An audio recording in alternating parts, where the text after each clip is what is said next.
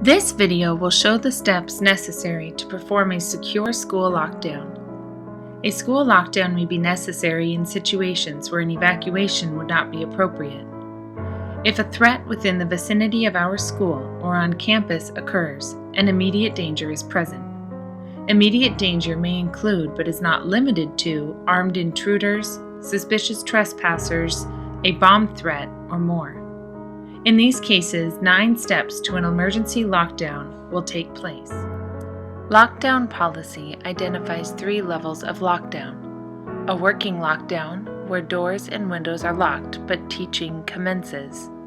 An internal lockdown, where students and teachers hide inside the classroom but do not barricade the door. And an emergency lockdown.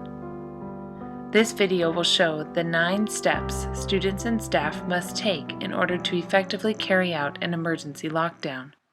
In an emergency, unpredictable circumstances occur all the time, and while it is not possible to plan for every scenario, these steps will help keep you as safe as possible most often.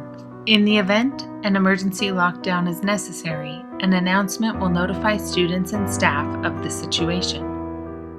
The first step upon hearing this announcement is to move to the nearest classroom. If you are already in a classroom, stay put, but if you are in the hallway moving from class to class or out of your classroom, go to the classroom closest to your body at that immediate moment.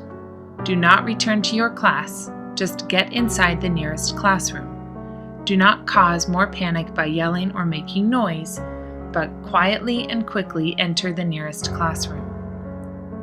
After the announcement declaring an emergency lockdown, several steps must happen at the same time. These are the steps that need to occur immediately. Please remember that while these steps should be completed quickly, moving too fast will lead to mistakes, so practice them, only moving as quickly as able. First, a student or teacher should lock the door. Every classroom should have the door held open by a magnet, easily removable with the door already locked. This allows the door to close locked without entering the hallway. However, if you must lock your door, quickly open the door, and if possible, lock the door without moving your entire body into the hallway or outside. Check the handle is secure and shut the door tightly. Next, barricade the door. Students should quickly move any portable furniture in front of the door. Nearby tables, desks, and chairs work well. This will create a barricade or block for the intruder, both physically and mentally. If using regular student desks, push one row against the door, building a base. Next, flip other desks upside down and stack them on top.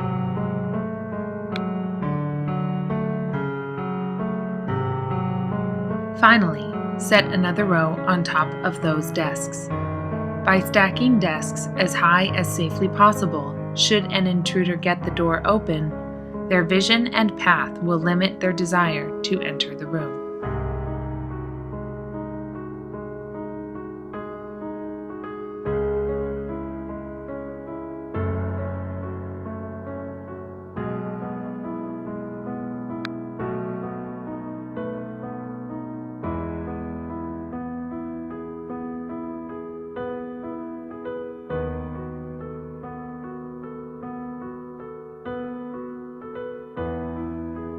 Next, secure the windows.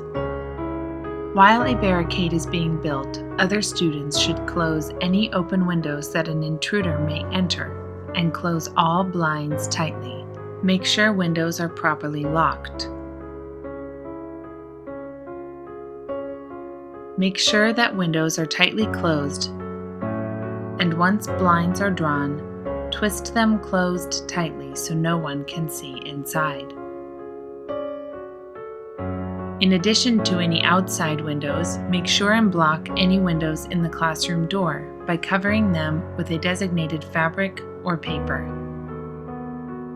As students secure windows, another person must turn off the lights. Know where the light switch is and turn it off immediately. If a projector or computer screen is on, turn them off as well if possible.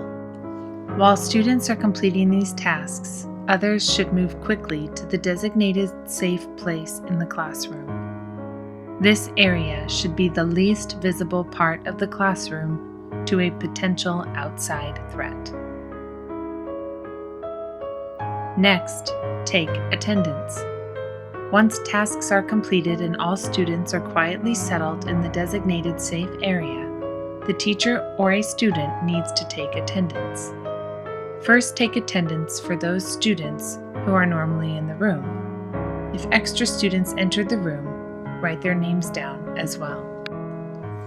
The red and green sheet. During the lockdown drill, if there is danger or a threat in the classroom, or if you need immediate emergency assistance, turn your class sign to the red side facing out. However, if your classroom is secure, leave your sign with the green side facing outside.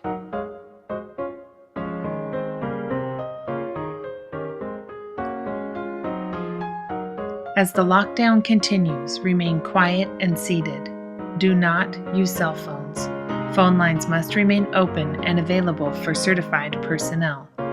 Do not use the classroom phone to call out unless there is an emergency in the classroom. Also, never pull the fire alarm. If a fire alarm goes off while you are in lockdown, assess the situation. If you see smoke or fire, you need to exit. Otherwise, stay put and remain in place. Ending the lockdown. You will remain in lockdown until advised by recognizable officials. Wait for the all-clear signal or communication from administration or emergency responders before lifting the lockdown. Review lockdown procedures. Hear the lockdown announcement. Move quickly and safely to the nearest classroom. Lock classroom door by removing the magnet.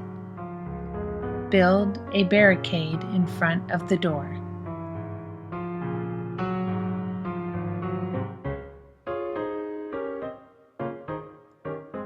Check and secure the windows and close the blinds. Turn off all lights in the classroom, including projectors. All students and teachers move to the safe area designated in your classroom. Take attendance of everyone in the classroom. Turn the correct color of your emergency sheet to face the outside.